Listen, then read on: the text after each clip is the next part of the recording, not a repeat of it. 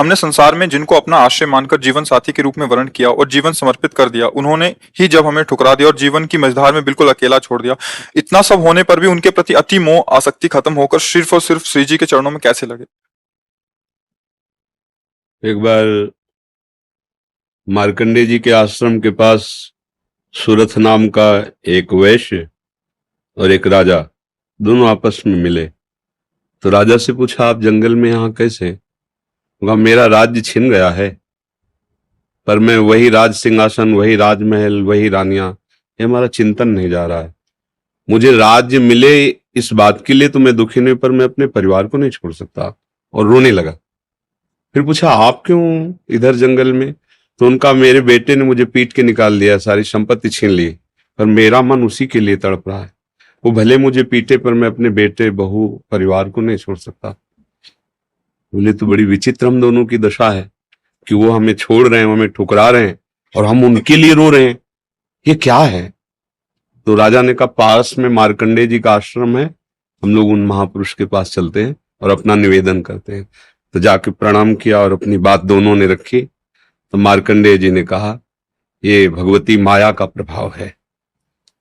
अगर भगवान की ऐसी प्रचंड माया ना हो तो सब परमानंद में मगन हो जाएं। ये माया ही, वो हमें धोखा दे, वो हमें ठुकराए, पर हमारा मोह, हमारी ममता उससे बिलग नहीं होती है। अब उससे हटने का एक ही उपाय है, साधन को हरिभजन है, कै सत्संग सहाय। अगर हम सत्संग सुने तो सुनते सुनते बुद्धि पवित्र हो जाती है और फिर निश्चय होने लगता है। आप जिनके लिए रो रहे हैं, जिनकी बुद्धि पावन हुई, उन्होंने तिरस्कार पूर्वक छोड़ दिया।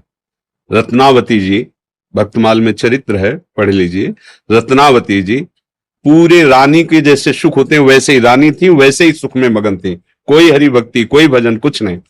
और राजा भी अत्यंत प्यार करते थे, पर दासी वो वृंदावन आती थी और संतों का संग करती थी, सत्संग, तो उसके हृदय में गोविंद के चरणों में प्रीति उत्पन्न हो गई। वो रानी के कभी पैर दबा रही होती तो एकदम बोल पड़ती, हा कुंज बिहारी, हा गोविंद। तो रानी सावधान होकर देखती, तू रहती तो मेरे संग है, मेरी निजी दासी, अंग सेवी, ये कौन है कुंज बिहारी, कौन है गोविंद? किससे तू प्यार करती है? आज तक मुझे नहीं बताया। हमारे यहाँ की दासियां तो आजीवन समर्पित अंग सेवी होती हैं, ये क्या? तो मुस्कुरा दी, बोली, महारानी आप अन्यथा मत समझना, ये कोई व्यक्ति नहीं हम जिससे प्यार करते हैं। नहीं नहीं, तू पूरी बात बता दो, मत सुनो, मत सुनो, नहीं किसी काम के नहीं रह जाओगे। और रो पड़े। भगवान का जो प्यार होता है ना हृदय में, वो अलग कोटि का होता है। वो बस मत पूछो, आप मत पूछो। अब तो और आकर्षित हुई, नहीं नहीं आप बताओ ना। तो जब बैठ करके भगवत चर्चा, उनकी रूप माधुरी, गुण माधुरी, अब वो तो इतना उसके हृदय में अच्छा लगा कि पैर दबाने से हटा के सिराने बैठा लिया। देखो तुम अब वहां नहीं, अब यहां बैठ के केवल हमें प्रभु की बात सुनाओ। इतना रंग चढ़ा कि हृदय विकल हो, उनका कैसे दर्शन हो सकते हैं? गोविंद के कैसे दर्शन हो सकते हैं? बिहारी जी के कैसे दर्शन हो? तो उनका, महारानी जी एक ही उपाय है, यदि प्रगट में संतों का संग किया जाए तो निश्चित संत सभा में गोविंद छुपे रहते हैं, वो जरूर कृपा करेंगे। तो रानियों कहीं जा तो सकती नहीं, तुम ऐसा करो, बगल में एक भवन तैयार करवाओ संत सेवा के लिए, और संतों को बुलाओ, और हम स्वयं बनाएंगे, संतों को पवाएंगे, उनके श्रीमुख से भगवत चर्चा सुनेंगे। उस समय दिल्ली में बादशाह के समीप विराजमान थे माधो सिंह, उनके पति का नाम था। अब रानी का हुक्म, महल के निर्माण हुआ, पास में संतों, और खिड़की से वो दर्शन करती, फिर सुंदर भोग पधराती, जाके सब संतों को पवाती। ये जब सूचना पहुंची राजा के बाद, बिना हमारे आदेश के संत निवास बन जाना, संतों के बीच में, रानी को ऐसे कोई सहज थोड़ी देख सकता, जाना सब हुक्म कर दिया, बिल्कुल नहीं, संतों के समीप जाना बंद, ये सब बिल्कुल, क्योंकि एक राज मर्यादा होती है ना। और कुछ कठोर शब्द कहे। तुरंत नाई को बुलाया, अपना मुंडन कराया और संतों के बीच में बैठ गई। बोले, आज से राज अन्न का त्याग, अगर मैं कहीं रानी हूं, कहीं भी किसी भी अंग में, मैं उसे रानी नहीं रहने दूंगी जो मुझे संत और गोविंद से दूर कर दे, कदाप। ये जब सूचना पहुंची को तो मुड़ मुड़ा के बैठ गई। सोचा ये तो मतलब भारी के भारी अपमान, इससे ज्यादा क्या हो सकता है? अगर मैं मारता हूं तो प्रजा विरोध में हो जाएगी, इसलिए इसको मारना तो है। बोले, एक जंगली सिंह लाओ और छोड़ दो। तो संतों को, रानी को, सबको मार डालेगा वो। ऐसा ही किया गया। सैनिकों ने जैसे चारा रख के, बकरा आदि रख करके पिंजड़े में सिंह को बंद करके लाए और दरवाजे पे को, वही दासी जो उनकी गुरु थी, वो आरती की सामान दे रही थी और पूजन की थाल लेकर वो ठाकुर जी का श्रृंगार कर, दासी ने कहा महारानी सिंह, जो ही पिंजरा से खुला गया तो ऐसे मुड़ी, उनका सिंह नहीं नरसिंह, भगवान पधारे, थाल लेके, सिंह ऐसे जैसे कोई गाय ना, सीधी गाय हो, ऐसे तिलक लगाया, आरती की, प्रणाम किया, ऐसे सब देखते रह गए। फिर लौटा सिंह को मारी छलांग, तो जो ऊपर बालकनियों में खड़े देख रहे थे ना मानसिंह के आदमी, फाड़ के फेंक दिया और गुर्राता हुआ भाग गया। अगर हम अपनी भक्ति के रंग में आ जाए तो फिर हमारा ये माया मोह संसार नष्ट हो सकता है। अन्यथा हमारे शब्द तो जरूर अच्छे नहीं लगेंगे, पर सही पूछो तो कृपा है जो असलियत का पता चल रहा है। यहां कोई किसी से प्यार नहीं करता। अपने सुख स्वार्थ की जब तक पूर्ति लगती है, हमारा मन जब तक राजी है, तब तक हमें आपको प्यारे कहते हैं, अपना प्यारा बना लेते हैं। और जब हमारा मन कहीं और राजी हो गया तो आपकी तरफ देखते नहीं। संसार का यह स्वरूप, पर मेरे प्रभु का ऐसा स्वरूप नहीं है। सबरी मैया कोई ऐसा थोड़ी बहुत रूप ऊंचे कुल की, ऐसा नहीं था। सबर जंगली जातियों में आती है उनमें, लेकिन भगवान की भक्ति से बड़े बड़े ब्रह्म ऋषियों के आश्रम में भगवान नहीं गए, सबरी माता के। भगवान ये सब संसार यही सब देखता है, तुम्हारा रूप, तुम्हारा गुण, तुम उसके काम लायक हो कि नहीं हो। अगर स्वार्थ की पूर्ति लायक नहीं हो तो कोई भी हो, हट जाओ या वो मार डालेगा। संसार का स्वरूप है, कोई न कोई नाटक करके तुम्हें नष्ट कर देगा संसार। लेकिन हमारे भगवान कैसे भी नीच, पतित, अवगुणी, कुरूप, बिल्कुल मूर्ख कैसा भी हो, भगवान उसे अपनी गोद में ले लेते हैं। तो एक ही उपाय है, भगवान के चरणों का आश्रय लेना, वही परम पति हैं। देखो मीरा जी ठसक से कहती, मेरे तो गिरधर गोपाल दूसरा न कोई। और ये कभी धोखेबाज नहीं है, कभी धोखा नहीं।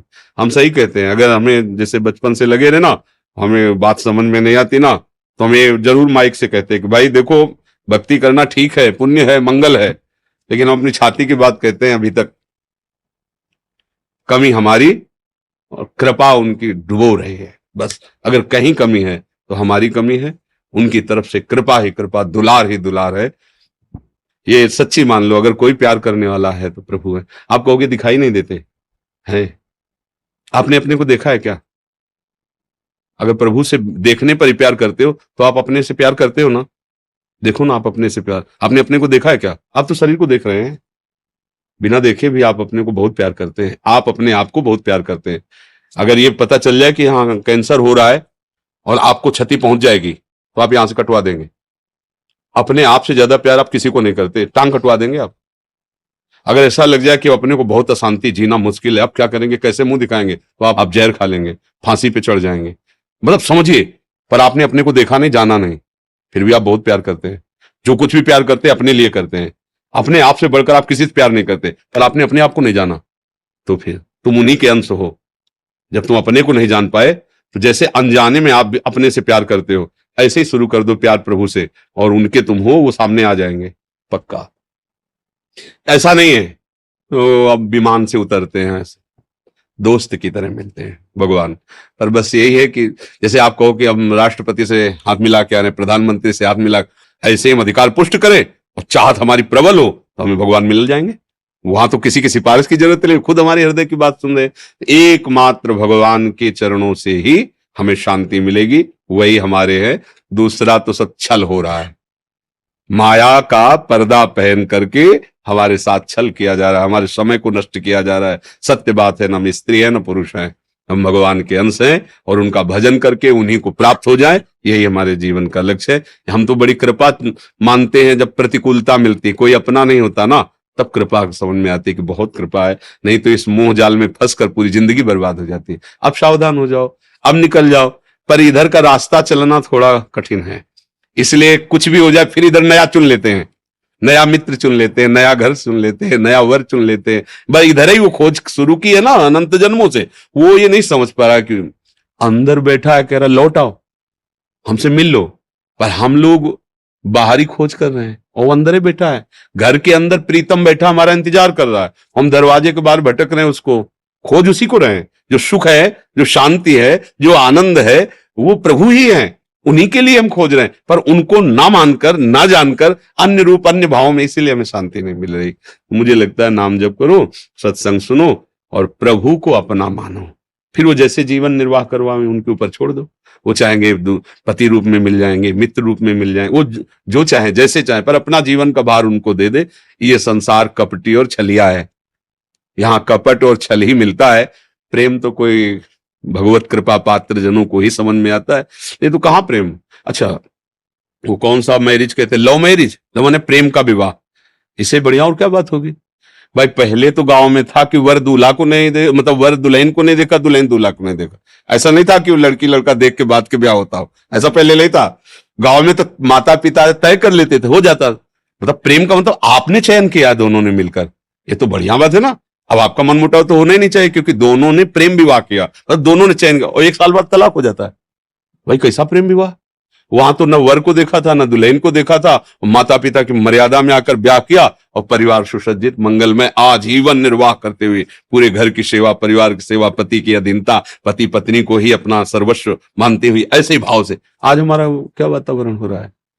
क्या हमारी उन्नति हो रही, क्या उन्नति हो रही। अगर पीछे से देखा जाए तो हमारी बड़ी, और ठीक है माता पिता की पसंद थी, आपने खुद पसंद किया ना, तो अब अपनी पसंद का निर्वाह करते जीवन भर दोनों मिलके। ये क्या बीच में, ये क्या, ये प्रेम विवाह है। अरे एक बार प्रेम कर ले तो फिर जैसा है हमारा है, जैसी है हमारी, आज जीवन उनका निर्वाह करे, ये भगवान की भावना से पुष्ट होकर चले। ये क्या दलित दुरा है कि आज इससे कर लो उससे, फिर ये तो पशु वाली चेष्टा हुई। ये मनुष्य वाली चेष्टा, धर्म वाली चेष्टा, प्रेम वाली चेष्टा थोड़ी। प्रेम का है कि भगवान ने एक बार विधान बना दिया गृहस्थी में, हम उसी विधान में संतुष्ट रहकर धर्मपूर्वक, पर न सत्संग है, न शास्त्र स्वाध्याय है, न भजन है, तो ये बातें सब लिखी है, दिमाग में नहीं आ सकते, हम ऐसे आचरण नहीं कर सकते।